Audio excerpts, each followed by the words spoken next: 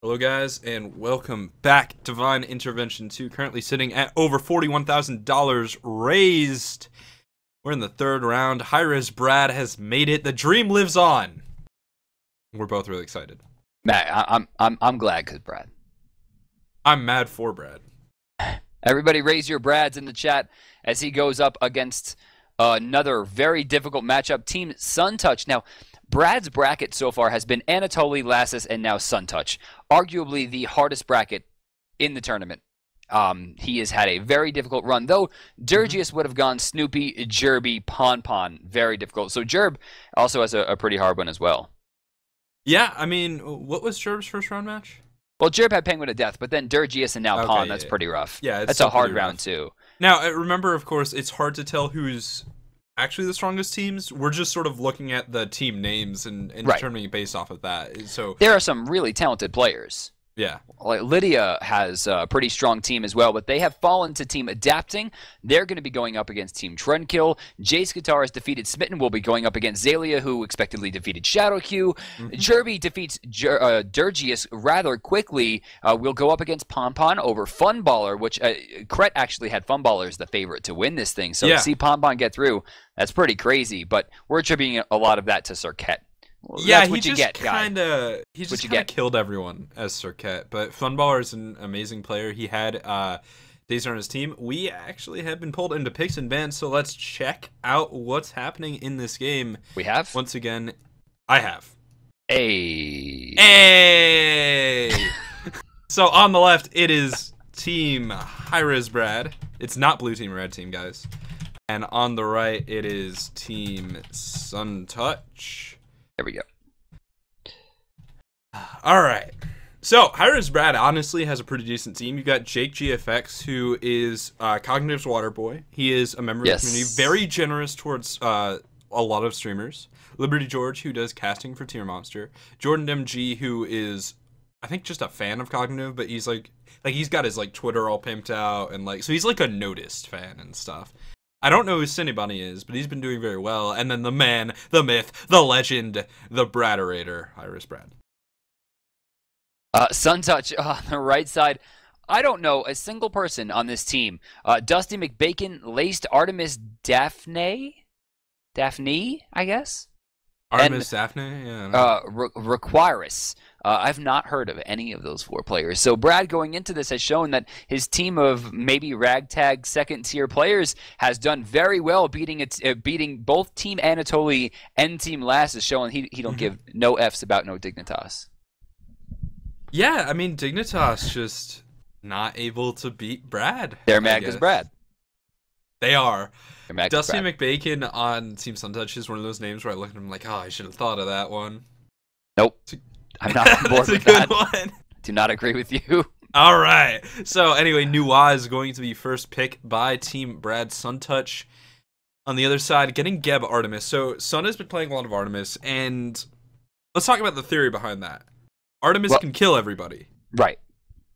That's in competitive play, she's not very great because she doesn't have a lot of movement. She gets ganked very easily. But when you're going up against players who might not be used to high-level play, picking Artemis, who can kill everyone faster than pretty much anyone else in the game, is very smart because you can generally dodge a little bit more than what your opponents will be able to hit. Though, if you have a character like Loki who cannot actually miss his ult unless you're blinking and putting mayonnaise into your eyeballs, generally speaking, Loki was a very strong pick into this comp. Is that why I keep missing my Loki ult? So I want to talk I told you to chill with the mayonnaise. Sorry. I want to talk very quickly around the hi-rez Brad team comp because they're running one. Game 1, they had a Ra, a Loki, and a Nuwa. That was when they beat Anatoly. Game 2, they had a Ra. They didn't get Loki or Nuwa. But the Ra is definitely a big thing for them. Will be on the man Brad himself, it seems. Kukulkan picked up by Team Suntouch, which is, Kukulkan did get nerfed. He lost some 1v1 potential. But if you still hit your Spirit of 9 wins, you still hit your Spirit of 9 wins. If you hit your ult, you're serious. But now I'm walking into that tornado going, Yeah, exactly. The 1v1 potential is out the window. You still can't really stand in the tornado, but if you touch it, you no longer lose half your health. Yeah, it used to be, oh god, I accidentally put my toe into there and now I'm getting sucked up into a whirlwind. Now it's like, oh, I touched the tornado. Now that dragon thingy is dead. Yeah. Hey, Lamazzo. Hey, Lamazzo. So Janice picked up for Team Suntouch, going to be the first global presence on their team. On the other side, you've got a Nuwa, which is global. You've got a Neath Athena duo lane, which is a throwback. And when that duo lane is used for the global ultimates themselves, it's incredible. Yeah, you definitely will die. It's just someone is going to lose all of their HP. Now, Kukulkan has 1 second of slow immunity and 3 seconds of increased movement speed. That's not enough to get away from Athena. It's also not enough to get away from a Loki ulting onto or a Loki ult with an Athena attached to it, a Neath arrow coming in, a snipe off of that, and you know what the worst feeling is ever? When you Loki ult, right, as a Kukulkan throws the stupid ultimate out, and they don't even mean to, but you take your entire health, but you're like, just goddamn, this stupid character is luck and nonsense. Just yep. Everyone's like, what would you do to get Kukulkan back? I'm like, nothing. If it was up to me, I would burn down the studio to make sure no one ever fixed him. But I can't do that because they have like insurance and lawyers and things. Oh man, the lawyers. Yeah, but I am here alone right now. Your front door. Lionheart would just beat down your front door like, oh, you've been messing around. Anyway, he's gonna walk in and do. What'd you say? We got you on video, bro. Good luck in court, nerd. Good luck in court, nerd. Oh, man. All right, Thor locked in last for Suntouch. Something he's very familiar in working with as adapting is... You might not agree with this, but I think it's arguable to say he's the EU Thorgars. I mean, I don't think anyone is Thorgars. Right. But adapting is just really good at Thor. He really brings it out and makes it powerful, so... That's like saying very skilled at. That's like looking at like a bunch of babies and going, "This one's the tallest. He can be Kobe." Like, sure, he's the tallest, but you're not Kobe Bryant. No one is Thorgars. Not yet. Maybe as time goes on, I'll give that one to you, and I could understand the reference. We'll see. But it's blasphemy, and may God have mercy on your soul. May God have mercy on all of us. Brad has come, the Messiah, All right, I'm done. We're going to head into the match in just a few minutes, guys, so stay tuned for the continuation of Divine Intervention 2. We've currently raised over $41,000. Wait, real quick. Yep. I'm loading into the game. There are 9 people with the 2015 borders. Only Suntouch doesn't have it. Well, he's not going to regionals. That's all I'm saying, Suntouch. Wow. Salty fit. All right, guys. We'll be back in about a minute with the start of Game 3, Team hi-rez Brad versus Team Suntouch. Stay tuned. Welcome back, everyone. We are coming in with Mad, because Brad going up against his third matchup of the day, Suntouch. Yeah, Suntouch on the top-hand side is going to be represented by Requirus on Geb heading out of the left door. Never seen anyone do that at the start. Yeah, that's kind of infuriating. It's weird. It's a longer route. You don't do that! You know, this is... Requirus not having a good start. Unless, actually, maybe he's going to go all the way to the blue buff? Ooh. Even so, this is weird. It is weird. You still go out the middle door. Yeah, come on, guy. You're ruining everyone's good time. And for some reason, Suntouch doesn't want to leave the base. He's scared of Brad. He has to be scared. He's the only You gotta be scared. Left. What is that? Is that the brain in the jar? I've actually never seen it. That thing's gross. Ew. Alright. I'm going... We're going to free cam for this one. That thing is disgusting. How do I go to free cam? Oh, okay. Dude, it's got eyes. Why? Ugh. This is actually disgusting. Ew. Ugh. Anyway. I use the house. I use Mr. Cactus. Because if you use the house, then you get to say who just came into my house, and when you get to kill, you can be like, "This is my house." That's good. All right. So minions have spawned. Camp's coming up in 10. We're gonna see no invasions across the map. Everyone's gonna start a normal route. All right. Yeah. Also, just once again to reiterate, we've got. I just said once again to reiterate. Oh man. But Ra, Nuwa, and Loki is core for Team hi-rez Brad. They have been looking at this composition in all of their games. They played it game 1. Game 2, they had to change things up a little bit, but overall, just doing very well. And Ra has a pretty good matchup against Kukulkan, especially with the changes. Kukulkan's Whirlwind will no longer full clear archers. It leaves them at about 100 health. Requirus actually has already taken a lot of damage. Suntouch going to get pulled back there, and it looks like Jordan MG just going to play the safe route and clear the wave. Though Requirus is going to take some damage there, Jordan takes more. Yeah, you have to be very careful of Artemis in extended early engagements. Otherwise, things can turn around bad. The other thing to mention is Jake GFX. Do you see him like rotating back and forth? Oh, I think he was spotted here a little bit too early. Gets some damage off, but not nearly enough to deter. He'll hit level 3 right there as Nuwa keeps herself safe. Yeah, I mean, the thing to mention there is that he skilled his decoy at level 2, so that was not a kill attempt. It was a pressure attempt, and now they're going to rotate over to the back camps, and this is high-level play coming out from Team hi-rez Brad here. I mean... Yeah, look at the camp splits are really smart. Jake taking a little bit longer than I would like. Oh, Brad, what was that heal? Just Brad things. Oh, just Brad things. I don't know how this is keeping the sweatshop dream alive, but it is. Brad rotating back. Looks like he's not going to miss anything. In fact, strangely, Aokwang has rotated out of lane without putting the tornado down. Brad will miss 2 creeps. Aokwang will miss 2 creeps, and yet still mad because Brad keeping even overall. All right. Now, so let's talk about this Loki jungle. Clearly, it's something that Jake is very comfortable on. It is weaker than Thor holistically. Right. It doesn't have great clear. The ganks are not as powerful. Late game is a whole different beast. So, how do you think Team hi-rez Brad is going to be playing around this? I mean, you do have synergy with the Ra. It's all about the global ultimates, honestly. They have 3 of them. They've got to use them effectively. They have to force Artemis into a bad spot. I'm talking about early fire shards in the fight, utilizing the healing from Ra, and getting that Loki in to clean up Suntouch. Once Suntouch is down, they can start focusing on other things, but they got to clean Sun up first. And the thing to mention is, you know, you're talking about ganking Suntouch, which is definitely ideal, but the problem is the most global presence is in Suntouch's lane, so it's rendered less efficient because they would be there anyway. They're his lane. So That's true, but global hey, is not really stun? a thing. Yeah, no, I mean, there's definitely an advantage still, but you're not getting the global rotation, which allows you to outnumber your opponent. So it's really just going to be maybe a rotation out of Brad, who just tried to snipe Thor, and the damage from the fire shards. But, you know, 3 minutes in, camps are likely going to go down for the mid camp. George and Jake on the left mids, and they should be able to Jordan. get it. Jordan should not be going back here. He's still 350 gold away from getting those gloves online. He gets the level 2. Left side, Suntouch going for it. There goes the ultimate, but it actually gets stopped by the Vanish. Smart use of the decoy, but it looks like both of those are still going to go to Team Suntouch. Yeah, so what was happening there is Jake vanished and went in for the hog steal. Suntouch dropped his boar preemptively, so Jake was like, okay, I'm just going to walk past. I can let the mid camp go. That's smart. Now, Neath going to have a lot more pressure. Suntouch, again, in doing this jungle role, we saw this from him in the final day of the tournament, rather the wild cards, trying to make some kind of weird plays happen. He's getting more experience. Here comes Thor as well. He's going to get spotted out. Jordan doing a lot of damage to him quickly. Laced putting himself in a bad spot. It's going to be up to Jake here.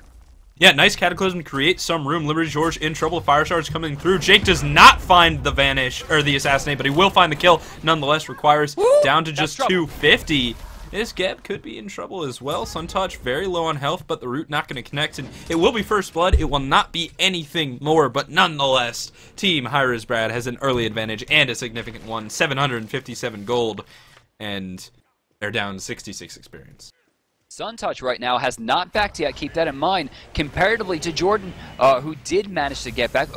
He's going to have those gloves online right now. Check it out. Going back to lane with 4 gold as he... I'm sorry, what else did he spend his money on that it took him that much gold?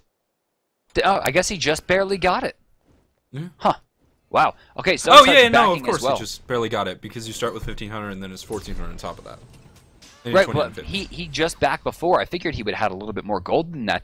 This shows to me that Jordan's not farming as efficiently as he should be. Suntouch gets his gloves online as well at the same time. Jordan picks up that blue buff and heads to lane, but it looks like he's going to miss some rather well-needed experience, though. Overall, looking at the experience per minute, both he and Suntouch are pretty close. Pretty close. Suntouch has been picking up a little bit of extra farm, so that will be a little bit of extra experience per minute. Athena on the left-hand side, looking for the hog. Tusky comes out.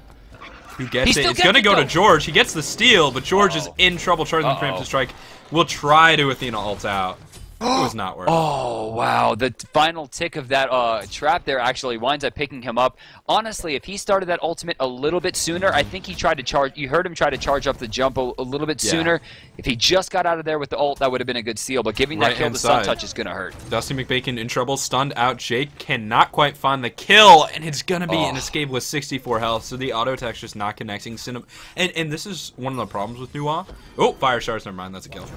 Yeah, a little bit late, but he does manage to get it. Just came back off cooldown. It doesn't look like Dusty McBacon got back in time. He should have hit that B button a little bit sooner. He tried to play it a little bit harder, and he's going to fall for it. Mad because Brad's still slightly in the lead in gold, but the experience difference is still given to Team SunTouch, thanks to SunTouch himself and his amazing farming. Now, with the new on the right-hand side and her inflated attack speed and this Loki as well, Tower's going to take about half to 3/4 of its health and damage, which is definitely substantial. Mid-camps are spawning, and a big rotation out of Team SunTouch will get the left. Right possibly going to Thor as well. So SunTouch is doing better on the mid-camp control, but honestly, Brad is playing around the map well. Pet peeve of mine, Nuwa back directly in front of a wave without putting anything down. Looking at the map here, this could be a pretty good run overall for Dusty McBacon. I don't know if Nuwa got the experience she was looking for in that engagement. Even so, still maintains a decent lead as her experience per minute is highest in the game. So my pet peeve is finishing Bancrofts before pen boots, because of the 15 pen from pen boots actually makes it a little bit more valuable. Well, you do have to consider yes, that's why I would definitely get the pen boots first. But Bancroft becomes a little bit stronger as you get lower in health. That's very true, and that can be incredibly effective for Nuwa. So we'll see what ends up happening with that. But you know, it's just one of the things that gets to me. Bancroft's passive is in this awkward position between being overestimated and underestimated. I feel like no one really has the perfect gauge on it. I feel like no one actually recognizes what it does when you're fighting. You're like, okay, he has Bancrofts. And they kind of just attribute it to, I know she has damage, I'll just try to dodge things. Not, oh my god, her health is low and she just gained 90 extra power. Bois, though. You get him low and he's like crushing wave, and then you die, and you're like, oh, that's great. Left-hand side, though, Liberty George caught out again. The rollout going to create some room, and that actually might have been enough to save him. Jordan NG will back off. Cataclysm coming out after the DR, so it's not going to last very long, and Requirus actually in trouble. Dropping that kill. Oh, getting look at that damage. He forced himself into the shield very low. Oh, Brad! Oh, if I was Geb, I would be mad. Cause of Brad. Oh my god. He's actually a good player. Wow. Homie hit him with the A word. Watch your mouth, Cret. Oh, sorry. Brad is a great player. I, for one, support our new Brad Overlords. Returning back to the middle lane is our glorious leader on his shining beacon of birdness. Clearing waves, level 11. Got those pen boots done to make those rotations. And that's one of the big powers of Raw. With the speed of light passive, you're honestly able to rotate a little bit faster than other supports. All right, so who do you think's the maddest right now? SunTouch, because it's his team. The Geb, that he's dying. Or Adonis and Pekis? Adonis and Pekis. Yeah. Maddest. Oh, what about like Dignitas? I feel like they're ooh, they probably mad because Brad too. Yeah. I think Anatoly sort of lost to Brad twice, right? He lost the one-on-one, and then the player he coaches lost. So Anatoly could be. Ooh. But does Anatoly get mad? Anatoly gets mad. Okay. All right. Yeah, he has to get mad. You know why he'd be mad in this case? Because Brad. Because of Brad. Yeah. Mad because Brad up 3-1 right now. They have normalized the experience difference, up 1,300 gold, and it looks like Jordan is actually keeping pace with SunTouch.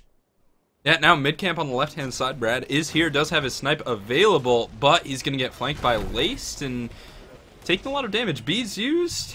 That's the Brad I know. Once again, left camp gonna go the way of SunTouch's team. Been very smart. Whirlwind's gonna go down once again. Brad gonna take basically no damage because the Whirlwinds are just basically a tickle attack at this point, and Raw heal is ridiculous. Raw heal, definitely ridiculous. Oh, rank 3 heal, which heals for as much as a rank 5 tornado. So there you go. Man, oh, man. We really haven't seen too much from the Athena ult.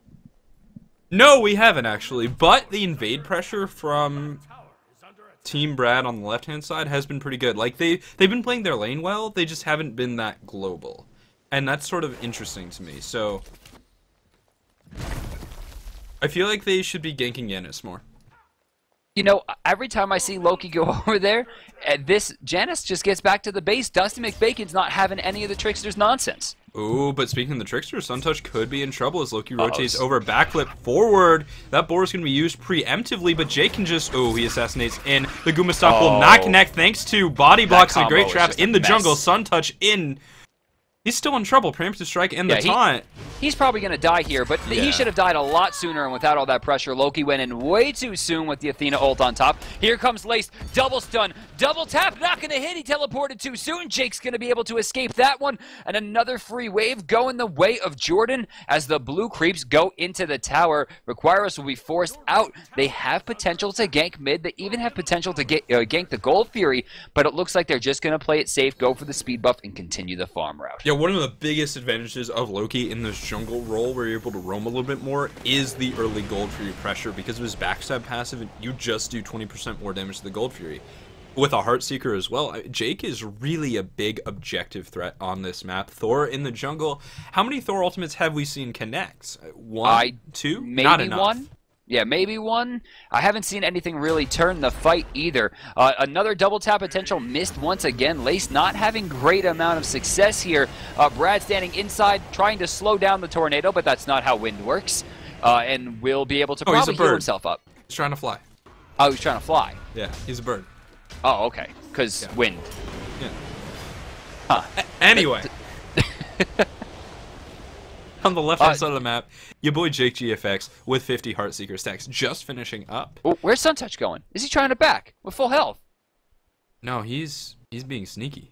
He's trying to back. I don't know what he's doing. What is he looking? No one's there, Suntouch. Oh, right-hand side, though. Lace getting turned on and gonna have to turn down as he gets destroyed by Brad. The Spirit of the Nine Winds will connect. Brad is low, just 100 health, and his heal not yet available. Through space and time will not Here connect. Comes Janice. Janice in the middle lane looking for Brad. Will not connect. Jordan MG blocking off that rotation, but could be in trouble. Oh, portal. Once again, backflips right out of the tornado. Completely fair and balanced move. Suntouch kind of looking for the trap here. There's the Tusky. Beats it out perfectly. Baits the trap. Suntouch with no ult will be forced to escape. And right-hand side tower down to just about 10% health. Very, very low. So that will fall inevitably.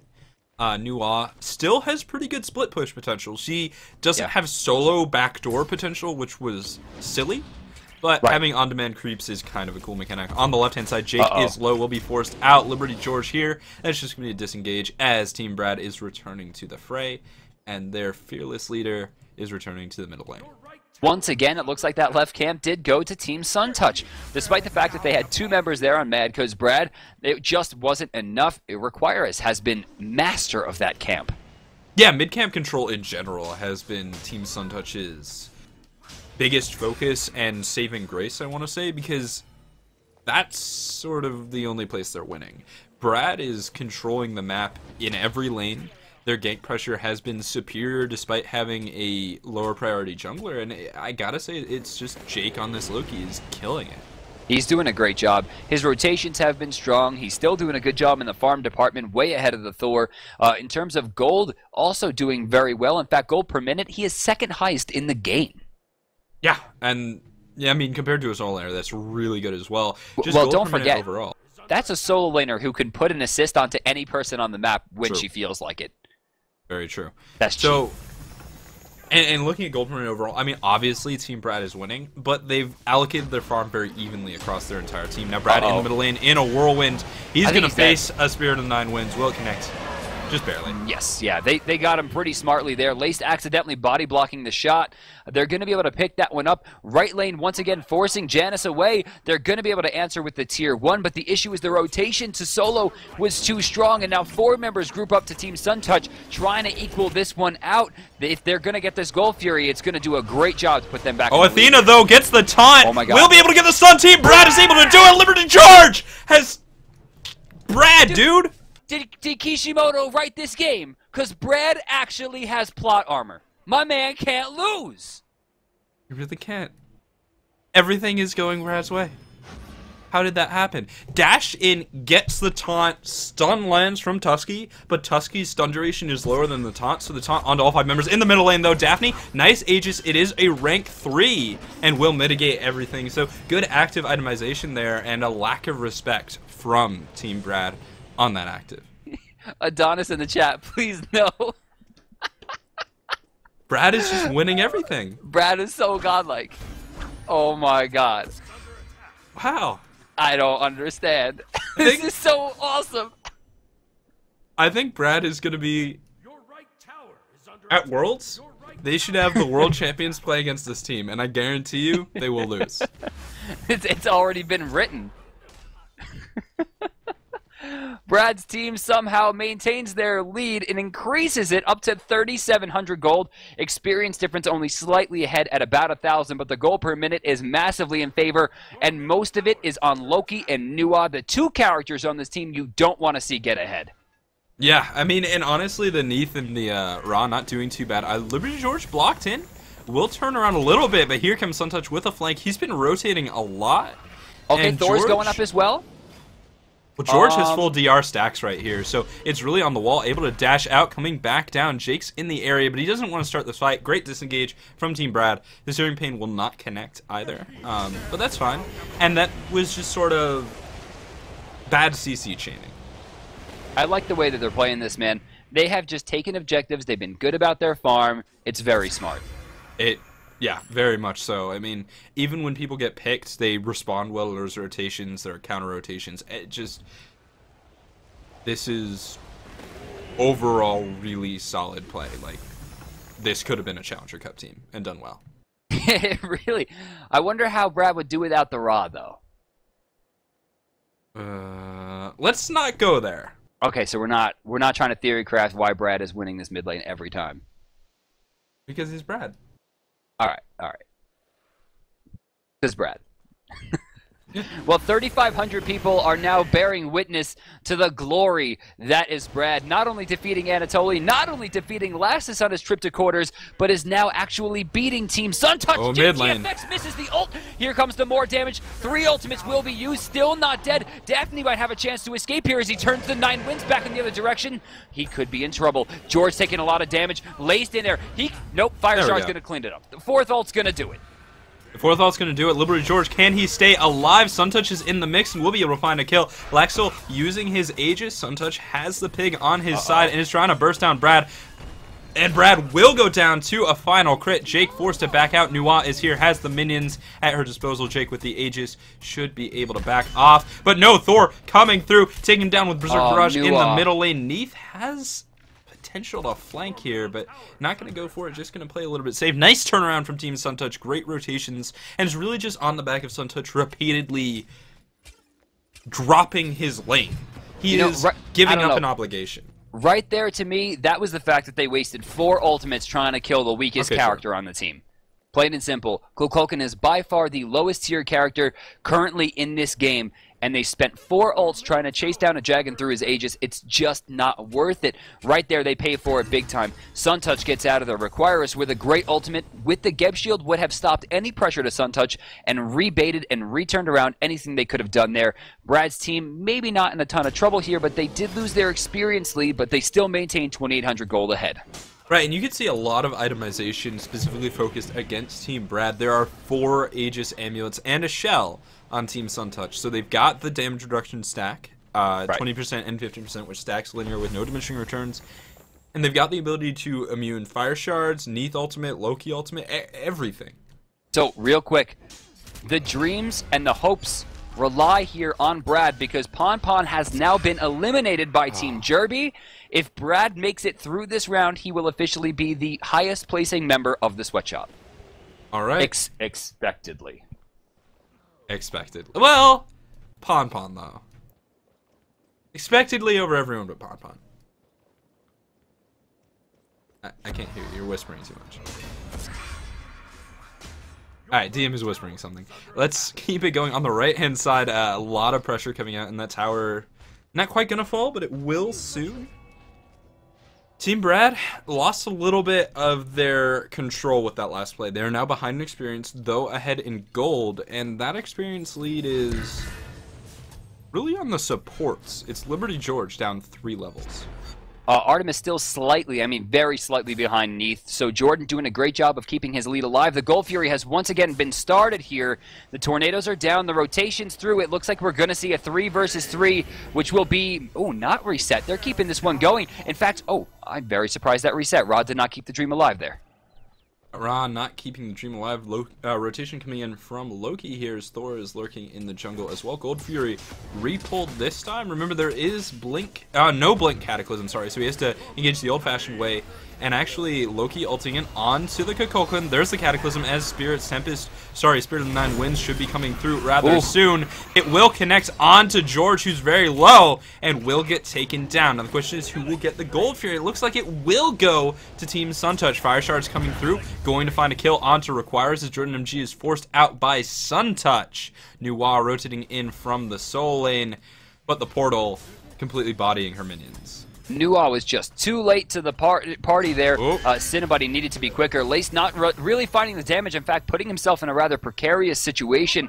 Jordan's going to be forced to rotate back here, and the experience per minute now 40 in favor of Suntouch after a huge swing right there, as well as gold per minute. Not quite in favor of Suntouch, but he's working his way back. The gold per minute, though, or rather the gold difference, has been almost negated as the experience difference now spells the story as Team Suntouch is starting to take the lead here. Yeah, and looking at the player damage really quick, it really is Team Suntouch. 12,000 all around from the Artemis player. His rotations have been on point. His plan is to put the team on his back and carry them to victory. 4-1 and 2 on his way. Not enough pressure coming out holistically from Team hi-rez Brad. So they need to focus a little bit more onto this Artemis. But with Sprint and Aegis done, how do they do that, right? They need to bait the Aegis, then follow up on it. And Team Suntouch could do a decent job of responding to that follow-up or blocking it off. On the right-hand side, 3 members at the mid-camps. Jake is here. He doesn't want to take this fight. There's no way he could even, going in there, he would have immediately lost that stealth with that knockup. I think, realistically, Suntouch's team has a major advantage with Geb over Athena. I mean, this has been a matchup that has long been in favor of Geb for months now. And even so, another hand of the God Douches gets both of the mid-camps, increasing their lead to a normalized gold difference and 5,200 experience. Honestly, I think about the only matchups that aren't in favor of Geb is, like, Sobek and Bacchus. Because the knockback got nerfed, so Sobek actually wins that now. Well, no, you can still have it cleansed, though. That's the big problem. I think you still get thrown. No, it'll just cleanse the CC is what I'm saying. If you get tagged by it, before you get flung, you just cleanse the CC and it just stops. You can fling the shield, but you can't fling the cleanse. So there's still a very slight advantage there for Geb. But then in the late game, Sobek doesn't have the shield. Aegis baited out on the middle lane. The snipe follow-up is good. Nice. And that's the kind of kills they need. Bait the Aegis, follow-up from the Aegis. The problem is, when you activate it too soon, you're just setting up for your opponents. Right there, Brad had a really good position, really good pressure as well. Require is taking a lot of damage here. Forced a shield, no body blocks coming out from Brad that time, and the shield's going to keep the dream alive, at least for now. On the left-hand side, Aegis from Suntouch. Now he's going to re-aggress, pressing his 2 to run faster, but Tusky leaving him in the dust. And now Jordan MG going into the blue camp, baiting around, has the Athena on her way. Will not find the root, but will find the assassinate from Jake. And Suntouch has no actives, nothing left. He will go down for his second death of the game. I think he got the blue buff. He did. Yeah, a little bit too baited there. Suntouch got a little bit too handsy. If he played that a little bit more safely, just kind of let that one go, it would have been strong. Right now, with 2 dead, I'd be looking at the Fire Giant. They have the rotation here to left. I don't know if Brad really has the I think overall communication to make this happen. With Geb rotating back to the base and no ward coverage on that side, it looks like they're going to play the safe route, go for the mid tower, add 500 gold, and start working that lead back. Yeah, I mean, looking at the gold difference, it is still 3,000 experience and 3,000 experience in favor of Suntouch, 1,000 gold. Currently looking for Team Brad. They can win this. It's no longer really under their control, right? And I think a big part of that is just the way that we've seen Requirus been playing on this Geb. He's doing a very good job of keeping his team alive and taking advantage of such a high priority first pick. So, Trendkill beats Adonis, Trendkill beats F. Trendkill now currently going up against Adapting the winner of which will go up against Team Zalia, who has defeated Jace Guitar. On the top side, of course, Team Jerby has already been reported over Pompon, and we are watching the final game of that, and that, of course, is Brad versus Suntouch. Now, Brad's team does have 1 kill in the lead. They're still down 3,700 experience. They're up 1,000 gold, so realistically, neither team has a major advantage. In fact, only really looking at this, Geb has more mid-camps than Liberty George. George 3 levels behind, but that's really the only major difference going into this. Yeah, that's really what it is, and honestly, Athena's level is not super important. You care about the taunt. Actually, Right. no, they are super important because he has been not leveling his Defender of Olympus, so you want a little bit more base damage on that ability, but it's like one more level, level 14, level 15, and then you're kind of good. Yeah, 14 is where she's going to normalize out. That's going to be the 3rd level, the ult, the taunt, and the shield ball for damage max. The preemptive strike damage doesn't really matter as much because a lot of the times you could be using that as an escape. You can be using it as, initiate where you're not hitting someone. Ready. Oh, yeah, they might be going on here. It looks like Suntouch in a rather precarious spot. Oh, the stun going to miss. Shards on cooldown right there, that Shining Metal. And then, of course, the minions have a very long cooldown as well. They'll be back up in 8 seconds. So I do also want to mention Magi's Blessing versus a Ward Stone, which builds into Void Stone pickup on the 2 supports. Magi's a little bit stronger right here.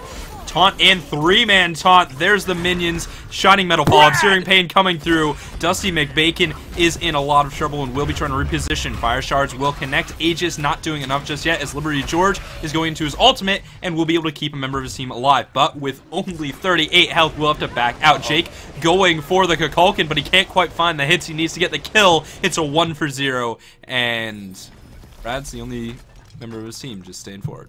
I would have really liked to see Brad heal that team up and then continue to re-aggress. Right there, the heal was a little bit too early. Jordan and Jake only probably going to get 2 or 3 ticks out of that, which isn't super helpful. But, of course, Brad does have that heal max at this point, so it does a lot. In fact, in this case, the healing per tick is going to be roughly 85 to 100. So it's going to be healing up for 500 to 600. Pretty strong. The other thing to mention is Ra is great at Siege because you have sustain over an extended period of time. Right. We have a lot of items in Smite to counter sustain in a team fight, but between team fights, there's nothing. Right. I mean, unless you have a Divine Ruin and a gigantic long ability that's going to be able to hit it, or a dot like Recall Demons that's going to reapply over and over. They're going for it here. It's getting pretty low. Suntouch actually picks up Jake, but Brad manages once again to pick up the Gold Fury. Now requires in the front. Thor is up in the air. Probably looking for Jordan here. We'll see where he elects to come down. Suntouch. Oh, he's on to George. Looking for Brad himself. His Suntouch is down to just 400, 300 health. Requires getting low and will be taking down George as well. Spirit of the Nine Winds will connect onto Jordan now at half health from that ultimate. Not big enough to get a kill, but certainly will turn the fight. Brad low on mana. They still got the Gold Fury. 3,000 gold versus 3,000 experience. Pretty much the story of this game. But mid tower likely going to Suntouch here. They do have a hand 3 with Lace. I'm very, very confused. I really expected them to go right for the Fire Giant here off the back. They would have gotten it for free. Yeah, they could have done it. We're going to have a brief pause as Jake is disconnecting. But let's talk about the current state of this game, my friend Brandon, as we're going to bring up our faces really quick. So, current state of the game, 3,000 gold, 3,000 experience. Experience in favor of Suntouch and gold in favor of Brad. We're sort of in the beginning of the late game, 28 minutes. This is where things start to... Yeah, this is where the Fire Giants are going to start. The builds are going to come to fruition in terms of core items and, those initial counter picks. Right now, Brad's team just has an advantage, in my opinion, given the fact that they're focusing so much on Athena. Kukulkan's not putting up as much as, he would really like to. And the raw sustainability is actually doing a lot more for this team than I think anyone expected. Oh, yeah. I mean, currently looking at Brad's healing, he's got 12,000 healing and 13,000 damage. So he has healed the amount of damage that any member of Suntouch has dealt aside from Suntouch himself. Currently sitting at 19,000 player damage. He's a wildcard ADC, so he should be doing that. And actually, game has resumed. Let's get back into it. I mean, the big question, right? How are the team fights going to play out? What's the focus for either of these teams? I think obviously Suntouch, but then who are you looking to kill on Team Brad?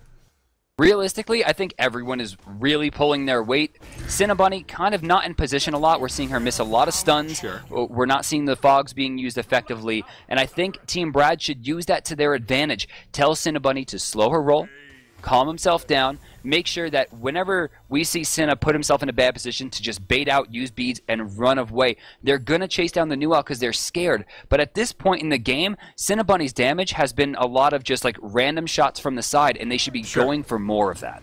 The other thing to mention is actives, and we currently see 2 players in the game. Oh, sorry, we see 4 players in the game who do not have their second active picked up. Cinnabunny, Liberty George, Justine McBacon, and Artemis Daphne. At 30 minutes, just grab something, right? See, that's another thing is hi-rez has that full shell. That's 15% damage reduction and 45% or 45 protections for the team that Athena is not granting right now. And she also doesn't have the same amount of peel. She doesn't have the same level of ridiculous immunity with that shield. I mean, she needs to get that online ASAP. It would be very, very helpful. In fact, she could do it now. She has 1100 in hand. Yeah. That could be the sentry ward that she needs. On top of the fact that it could also be a full shell. Yeah, I also want to see some Heavenly Agility. Nuwa, Yanis, just because. World Weaver charging, they're going to drop that. As Jake is picking up some farm here. So this is great play. Loki very mobile, has speed buff right now. He's just going to be farming the map while the team's posture at the Fire Giant. Tusky, baited out by Sun Touch, will go directly into the Magi's Blessing, and that should just be a disengage. It will take Brad's speeds, but not that big of a deal. Looks like they're trying to press forward here. Jordan not in a great spot, but Sun Touch super low, trying to bait out. Jake GFX taking a lot of damage there, trying to get away from everything. Brad gets a snipe off, but too little, too late. Looks like Sun Touch will escape with his life and back off. Brad taking damage from the tornadoes, and a lot of it. Jordan forced to the front once again, but realistically, Sun Touch's team won that fight because the communication was lax. But they didn't win it hard enough. They got a kill, and then 2 players went back to base, which actually gives up pressure on the Fire Giant. Brad, realizing this, is going to start it a little bit late. Jake not respawning for another 30 seconds, and they likely don't have what they need to burst it down, so will be looking to reset here. Taunt on a hi-rez, not going to last too long. Thor's up in the air. The question is, can he get that Anvil of Dawn in the right spot? They haven't reset it yet.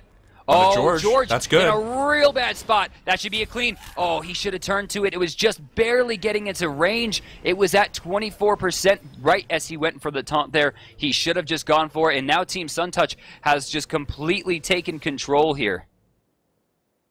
Yeah, and honestly, without Suntouch as well, he's on the left-hand side, takes an outer tower. Probably not going to be able to get the inner tower. 1v1 potential from Loki, not guaranteed, but still scary. Right. With the Aegis, Suntouch probably would be okay, but you don't want to risk it as Loki has the potential to kill anyone. Only 24 Heartseeker stacks as he did just die, so Jake is going to do a little bit of farming, which is fine because he needs to push up the waves. All 3 lanes should be looked to get pushed up by Team hi-rez Brad just to create more room and less pressure on the map.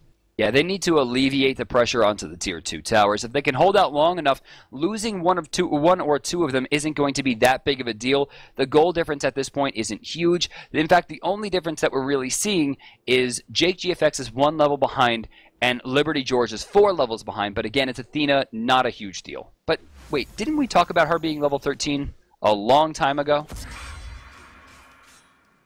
Yeah. She has not gained a level she's in level 14. Oh, she just got it. It took her 7 or 8 minutes right there, I think, to gain a level, and that's way too long. You need to increase the farm pressure. I mean, at this point in the game, it's very easy to get sidetracked as a support because you're just kind of doing stuff, but you need to spend more time doing stuff that gets you golden experience. Gold Fury will be going to Team Suntouch relatively easily. This is going to put them finally back in position with a gold lead. They do have experience, and as we mentioned, it's just a few levels here and there, not super beneficial. So we're really looking at gold now. For all intents and purposes, this game is even, aside from the Fire Giant buff. 5 members of Team Suntouch with that buff in the left-hand lane. They're going to look for the tower, and it's up to Liberty George and Brad to find the right engage. I want to see them sit back and then go for the dash taunt. Right now, Lace just standing barely outside the range of a ward, gonna walk into it. He will be spotted on the map. They know to be careful for it, but they're doing a great job here. With this defense coming out from the Ra heal, of course, and the major range they have, I would like to see Suntouch go over to mid or right and force a rotation. If they split them up, it's gonna be easier to get inside this ridiculous defense. Well, we'll see. Looks like they're going for the 5-man pressure. Thor with his global ultimate definitely could do a lot here. He's just going to walk up and wall, not getting too much... Oh, portal.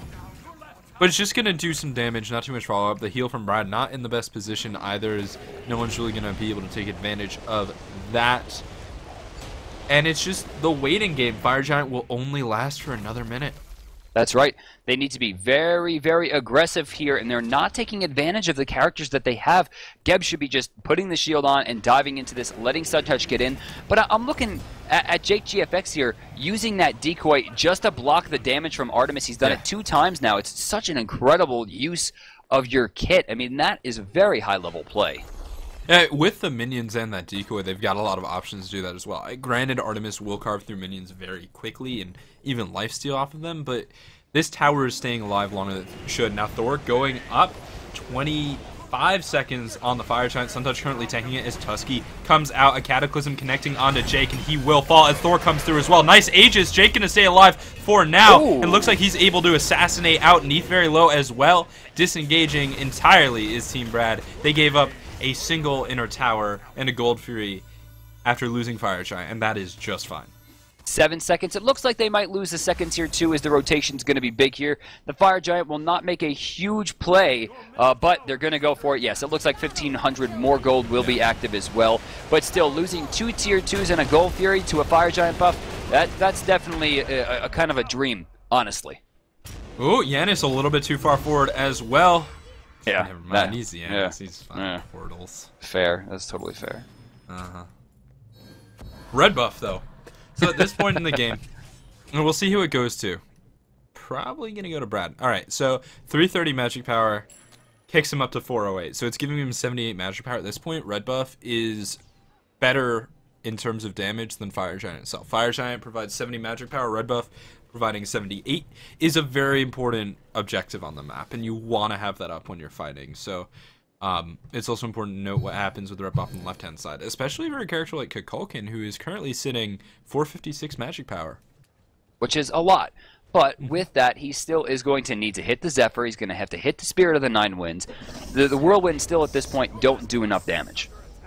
Yeah, you don't want to stand in them, but if you touch them, you're just kind of like, oh, that is annoying. I took a third. Yeah. I can heal that back. We have a Ra. Well, the heal's not necessarily in the best place throughout these team fights, but Team Brad is definitely still holding their own. They're down 4,000 gold, and the only level difference now is on the support. So Liberty George down 4 levels now. Liberty George had the opportunity to not only drop a sentry, but clean up a sentry, and for some reason didn't take it. It looks like they were trying to bait out a little bit. They're going to move back in. They should be able to take this one for free. Yeah, there's the sentry, and Jake's got it. Loki's attack chain pretty good against those wars. But on the left-hand side, another sentry cleaned up over there. There is a sentry on Neath versus 4 sentries from Suntouch. So his team definitely has a ward advantage here. They should be able to get control of the Fire Giant. Right now, it is all about that vision. That said, there's stuff you can do even without sentries, right? Like, creative ward placement is so important around the Fire Giant pit, so you have an idea of what's happening, even if you don't have true vision. It looks like they're going to rotate back through and clean this up once again. Very smart. It looks like there's another sentry there. Is that? They don't see the other blue sentry. They don't notice that they're actually standing on a ward. There they go. He pulled the Fire Giant. He's going to take some damage there. This is their opportunity. Oh, actually, that was a big lack of communication. They think they're starting it. This is going to give Brad a really good advantage as they move in. Yeah, moving in really quick. And Team Suntouch is going to get the Fire Giant. Now Lace taken down, very low. This could be a lot of trouble. Getting turned on. Yeah, this could be quite a few kills here. George in the front line is the Thor's able to get away. Can they find the kill? The taunt. Oh, 3 seconds off of cooldown. Preemptive strike available, but George is not positioning far enough forward and would probably get picked up by Artemis. It still will be an outer tower, maybe 2 off of the back of. I think they could take the Phoenix. Honestly, Thor's ult's down, Suntouch's ult is down, they have Decoy, they have minions, they have raw heals. Really, Requires has Cataclysm, and that's all they have, and he's already taken a lot of damage. He's forced to shield himself, which means Suntouch isn't going to have any defense here. They have to keep the pressure on. I don't know where they're going. Looks like they're going towards the middle lane here, and with the decoy they get a little bit of backdoor pressure there. Jake will have to reset it to someone else on his team, but now Suntouch is here. He's very intimidating, and Jake is going to be forced to back out. I do like the Magi's Blessing on Loki, by the way. I love that pickup. They're not putting up enough pressure right there. They had the advantage. Suntouch scared them away, and whenever I do, lessons or coaching or I talk about pressure on my stream, right there, Suntouch showed you why moving forward is one of the strongest tools in the game. Suntouch had no advantage there. In fact, with the way that Geb had been playing that, Suntouch was guaranteed to die had they aggressed, but just by moving forward and showing them that I could fight you if I wanted to, it says to the enemy team like, hey, I don't know if we should go into this. He's moving forward. Maybe he knows something we don't. Always act like you know something the enemy doesn't, because, hey, you might save your tier 2. You might. Now grouping up around the Gold Fury is Team Suntouch here. They have the Fire Giant onto 2 members that matter, and a Geb. Geb with FG gives him sustain, but not too much added damage. Gold Fury will be pulled, and Suntouch can be able to tank that just fine. Looking for the gold advantage once again. This is a very close game. Just 3,000 gold at the 40-minute mark is not very much. Finally do have a Shell rank 1 on Liberty George, and still only 1 active on Cinnaboni. There is no excuse to have 1 active this late in the game. It's just, I agree. You should have 2. Buy meditation. You might run out of mana. Actually, I don't think any of these characters are running out of mana. You might. Could happen. Oh, okay. Don't buy meditation. Protected recall. It's better than nothing. I guess. Actually, it actually might wind up playing a detriment if you recall at the beginning of a fight. Yeah. Accidentally press the button and get sent out of the fight. Would not be good. If you're Athena, it's fine though. You come back in. No problem. Anyway. On the left-hand side, Team active Suntouch. on 3 people. They're pushing up the left side. They're going to have a chance at the Phoenix once again. Laced cleaning up the vision to give himself better opportunity to gank with that ultimate once again. Requires actually taking the Magi's Blessing away from Liberty George as well. Yeah. Well, Magi's getting removed is super important at this point. Grouping up 5 people once again. They're going to look for this Phoenix. They just need the right engage, and not having a blink on their Geb is a big problem, so they're sort of relying more on the Thor for the engage, but he's not going for it, and that's just kind of what it has to come down to. I mean, 30 seconds left on the Fire Giant. It's about to be gone. Either now or never. And it's now. Cataclysm. Once again going in. Huge Cata going to find 2. Jordan going to take a lot of damage there. And while the raw ult does connect it connects with a target who's not super phased. Jake GFX forced away once again. Portal damage coming through onto Jordan. They're going to have the pressure here to move forward because the Fire Giant's keeping them awake. Yeah, but not for long, as they have only 14 seconds left on the buff. Requires in the front taking a lot of damage. And that's going to be a nice connection onto Suntouch. Good Aegis, and he'll be able to stay alive. The left Phoenix has been saved. Based Brad has done it again. They've held. So now it looks like Brad's team, 8,500 experience behind, but realistically, that is only the 3-level difference between the supports. 3,300 gold difference at this stage in the game means absolutely nothing. It all comes down to the fact that Fire Giant will be spawning in 40 seconds, and the winner of that one could take the game. Yeah, I mean, looking at itemization, right, characters who do not technically have a full build. Kukulkan, Thor. Oh, actually, Kukulkan's pretty far from full build. Ra, still an item away. Athena could use an extra item, and Neith could finish. That's an Ancient Blade. Okay. That's weird. Anyway, but it's yeah, whatever. I think Vitalis on ADCs, while not the best pickup, is definitely not an item you would go, oh, this is the worst pickup ever. I mean, maintaining movement speed in fights without having to use your sprint can be very effective. Yeah, it definitely can be good. Now, Suntouch diving forward with that Bursting 2 to move faster. Gonna use the pig, and it will have a nice connection onto Brad. They're bursting down with Cataclysm as well. The crit's coming out, but Suntouch can't find the last auto attack. Brad, there it is, taken down on the left-hand side of that fight. A nice Aegis, keeping him alive through the Spirit of 9 wins, but nonetheless, Jake will go down, and suddenly, only 3 members of Team Brad are left standing to defend the Fire Giant. Once again, Brad's going to have to channel his inner spirits here and try to see if George can work his way in. A little bit too early, took too much damage, and he will go down. No hand 3 remaining on this team. They're not going to be able to steal this one away from a full health Geb, or at least very close to full health Geb. This should not be a back here. This should be a flat-out, full-on rush down to that middle Phoenix. They could go for the win here. It's possible they can end it. Yeah, they actually probably should have used through space and time there just to get a little bit fast. You're not going to use it now, right? But yep, mid Phoenix needs to be the target. They don't have minions, so it's doing it the old-fashioned way, but that's just fine. This late in the game, there's so much damage coming through. The Phoenix will fall real quick in the front line. It's Lace, Dusty McBacon low on health, but this is what Tornadoes excel at. They only lose 2 ticks of damage when you're standing in it. The Titan will fall, and Team Suntouch has ended the tyranny of Brad. Brad is currently mad and has been eliminated. Team Suntouch will go up against former champion Team Jerby, as Team Adapting and Zalia actually will wind up on the bottom side. So it seems like the Europeans have dominated this tournament with 3 of the 4 remaining top 4 slots. Yeah, Europe. It's a small country, but they were able to win so far. So, you know, with the loss of Brad, Rip Brad. long may he live. Rip Brad. Rip Brad. We have a new king. Seems we do have a new king, King Suntouch, but also Brad is the tied for best member of the Sweat Shop with Ponpon. That's right. Brad officially as good as Ponpon, both of whom are at least 2 steps better than Adonis and Pecky's. Yes. If there's anything we've learned today, is that Brad is significantly better, and this is fact, than Pecky's and Adonis. So anytime you hear Pecky's and Adonis talking about how good they are or what they're theory crafting, just say, did Brad approve this? Chat, I'm pretty sure Europe is a country. Europe is definitely a country. Yeah, what are you guys talking about? Come on, anyway. Guys. Don't be like that. Yeah, so taking a look at this game, where do you, I mean, obviously Suntouch was such a big factor. He was able to put his team on his back, but what do you think really sealed the deal? What won this game? Oh, man, Geb versus Athena. Athena put up 2,500 damage, whereas Geb put up 12,000. That difference is big, and while Liberty did steal away a Gold Fury, that presence just wasn't used enough.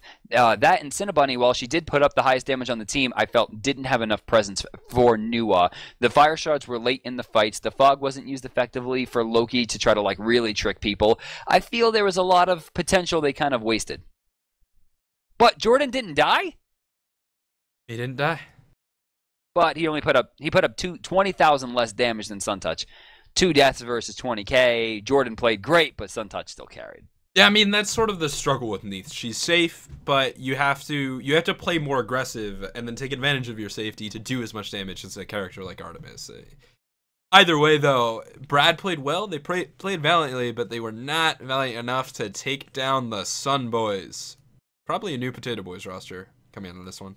Yeah, definitely. Future Potato Boys. All right, we'll be back with our next match, which is going to be Adapting versus Zalia. So stay tuned for that, guys. Once again, this is Divine Intervention 2. We're heading into the semifinals, and we'll see you soon.